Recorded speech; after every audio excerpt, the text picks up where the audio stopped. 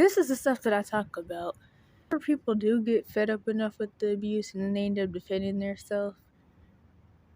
And then, of course, they go to jail because the lawyers and all that, they don't care. Authorities don't care about anybody under 18. If you've ever noticed, the only person under 18 I've ever seen not go to jail for defending themselves is because somebody broke into their house and they shot the person with a shotgun. So that's the only time I've ever seen somebody under 18 defend themselves without going to jail. Then when they do go to jail, the people who went through a similar situation and felt like they went through worse, not that situations can't be worse than others, but I really don't like that whole bragging and comparing abuse thing anyway.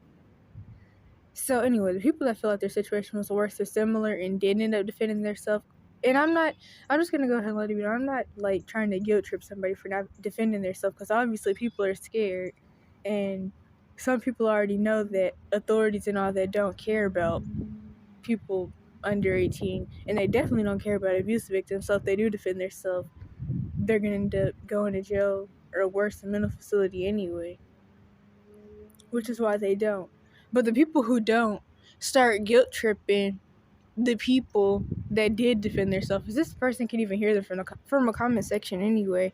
And then they start talking about how they didn't do that. And they'll be like, I was getting beat on, molested, and burnt with cigarette lighters and all of that for 18 years. And I never once even thought about laying a hand on my abusers. First of all, I'm really not trying to like invalidate anybody, but I doubt that that's even really true, that you never thought about doing anything back to them. And if you didn't, it was because of how scared you were.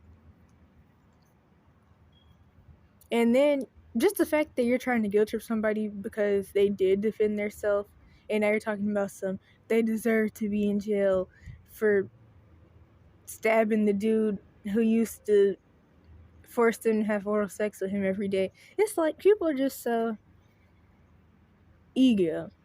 I think that's really the word for it. And then there's a couple other things I could say. But yeah. I hate how like the authorities and all that have just normalized child abuse and made it seem like it's just the thing that should happen to people. And then the other enablers, not just like lawyers and stuff, have just made it seem like it's something that just should happen and that the kids deserve it, to where when they actually do defend themselves, people come out the woodworks guilt tripping them and talking about how horrific they are for defending themselves. But actually this comment section wasn't that bad, or at least most of the people I seen in the comment section were admitting that the situation and what happened to them was horrific. There was only a few people, especially the ones that were trying to like projective. No, that's not what that's called. That's not what that's called. It's called, wait a minute, I can't even remember who it was that said it, but it's like something heroism, where you feel like there's something you could have done better than the survivor of the abuse did. And I think it's Defend Survivors Instagram that makes videos about it. I was about to say Dr. Romney, but that definitely, I don't think that was Dr. Romney at all. I don't think that was her that said that. Especially because they went through abuse too, and so then they feel like they have more of a right to guilt trip somebody. And the lady was like, somebody said something to her because they probably didn't believe that she got abused. But I didn't even question whether she was abused before. I already knew that she's one of those people that did get abused and then feels like everybody should have did what she did. But the thing is, everybody's not going to do what you do. Obviously. But yeah. So then the people who defend themselves from abuse are made to look like the most evil person ever. Because these PO officers, these lawyers and all that, it's not even just about the fact that they don't even care about people under 18. It's the fact that they're child molesters and abusers themselves. And so that's why when somebody does make child sexual abuse imagery, or they're a child molester or whatever, nobody does anything to keep them from being in the house with people that they shouldn't be around because their age. Which, I mean, I can admit that there's not too much somebody can do except hope that people won't bring them into the house with their kids. But what somebody could do something about is actually charge them. And they don't like charging the people, because why would they want to charge somebody who's like them? Because basically what they're thinking is, since they're a child molester, the person who stepped into the courtroom that molested whoever's kid, they're like, I don't want to charge this person because this is like another version of me, basically. And so then they don't get charged. Or if it's a case about child sexual abuse, they don't even take it to court, so there's no trial, no nothing. And then what people always like to do to excuse themselves for like not doing their job is tell the victim that they just don't believe them.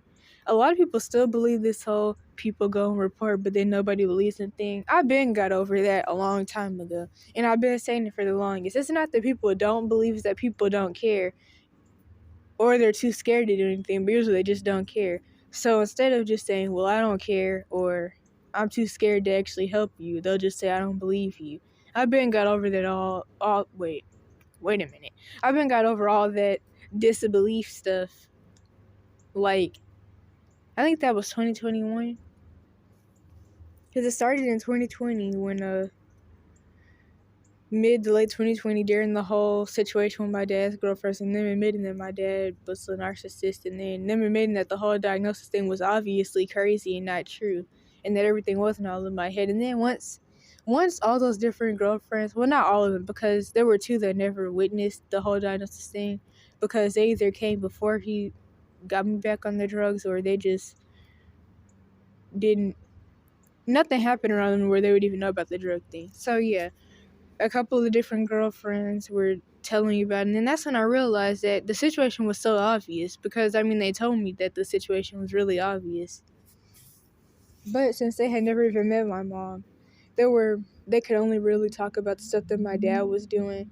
So I did let them know that my mom's the one that started off the whole situation with the whole diagnosis hospital pill thing. My dad just picked it back up for whatever reason. Because I hadn't even been getting drugged in a long time, and I was just thrown, well, over a year. Right? Wasn't that, like, wait. I hadn't been getting drugged in still a long time.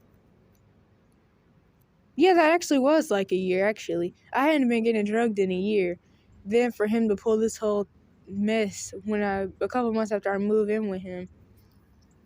And then I get thrown back on all types of milligrams and stuff out of the blue when I hadn't even been on any for a while. So I didn't even get winged back on because the psychiatrist at that place, actually that's not what I'm supposed to be talking about. So anyway, I think I have a video about that. A couple. So anyway, what was I saying? Dang. What was that? This is so embarrassing. It really is. But yeah. So I don't remember what the last thing I was saying was before I got off topic. But one thing that I was going to say is that in the Cash for Kids system playlist I have on the Part 5 channel, where the first video is me explaining the entire Cash for Kids system. And the reason I did this is because I noticed that when people think of Cash for Kids system, or the people that do know about it, they talk about the parents that are begging for their kids to get out of juvenile detention centers and mental facilities for crimes that they didn't commit because some lawyer put them in there for something that they know they didn't do for money. Or they think about the TTIs, which is the Troubled Teen Institutions. Actually, no, TTI, usually when people say TTI, it stands for Troubled Teen Industry. So, anyway, that's the same thing. The point is, people think about that, but they don't know how, like, deep the Cash for Kids system is, and they don't know how much is actually involved in the Cash for Kids system other than just juvenile jails and false imprisonment and TTIs. So that's why I explained that it's the American school system with the school to prison pipeline, the special ed systems, the TTIs, the mental facilities, the juvenile justice system, all of that. And so, anyway, I have a couple of videos about people who got thrown in the Cash for Kids system, the juvenile justice part, for defending themselves against abuse. So, like, there's a he's like 11, 12. His lawyer had to fight for a while. They shouldn't try to get him put in an adult prison eventually. Because he, I guess he was getting abused too, but he helped his friend kill his abusive parents. That's what happened. So then the other dude, he was like, I've been in jail for years and nobody's even ever cared to ask me why I even killed my parents. And all they've done is make me look like a bad guy, and they never even offered me therapy. And so, I don't know what else to say about that. What is projected heroism? It's when you think you would have heroically done something different than the survivor did. But if you're doing this, it's really just pride, that you think that somehow you would have miraculously done something different or better than the survivor did, or it's out of fear and you're just hoping you would have and not been hurt. Either way, it's just more abuse to the survivor. The survivor is the only expert in their experience, and the truth is they made the right decisions. Was it projective heroism? I guess. But, dang, this is sad. I'm really trying to think about something I could say. Because it's like, I really don't like how there's no justice and nobody does anything about the abuse, but then everybody goes haywire and will swoop in to lock up the victims to get a paycheck once they defend themselves.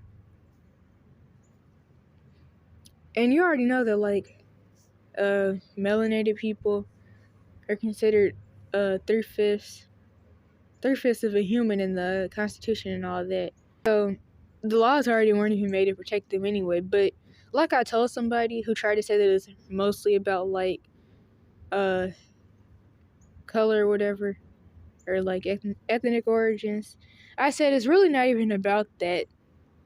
Because the thing is, there are certain people that just aren't going to be cared about regardless of what they look like. People with mental labels and people under 18. So these kids didn't have a mental label though. But still, I was like, since they're under 18, of course they're not going to be cared about. And the laws and the authorities just don't care about people under 18 in abuse situations. Because, like, they are child molesters themselves and all that stuff. And even if they're not, they still just don't care. I was like, it's not about color. They've done this to 11-year-olds. They put who were white, and they just do it to really anybody. Because, I mean, I know plenty of people who aren't dark-skinned that have all types of charges, false charges from their abuse situations. So, I already know that it's not even about the color. Maybe one day there's something that I could do or somebody could do to where people under 18 can defend themselves, because they really just can't, obviously. Like, and then it's like in these situations, here's something I can say. In these situations, there's so many reports about the abuse and nothing's ever done. Ever. But then it's like people just go crazy once they defend themselves. And then it's like somebody has to be dead already for them to even do anything. And that's not even always the case, because I know people whose parents have killed their siblings, their younger siblings or older, whatever, have killed their siblings and gotten away with it. Because the authorities really just do not care about abuse. And I know people will be like, well, I mean, what did you do? I mean, I can't go anywhere. I can't go to them. I mean, there's nothing I really could do about that. And then the situation from the specific person I'm talking about, it happened so long ago anyway. And it's like, I mean, I wish there was something that I could really do. But, I mean, if authorities don't care, the only thing I could do is something that would just get me in jail. Which, I mean, I try to avoid that, because it's like I've already been locked up enough.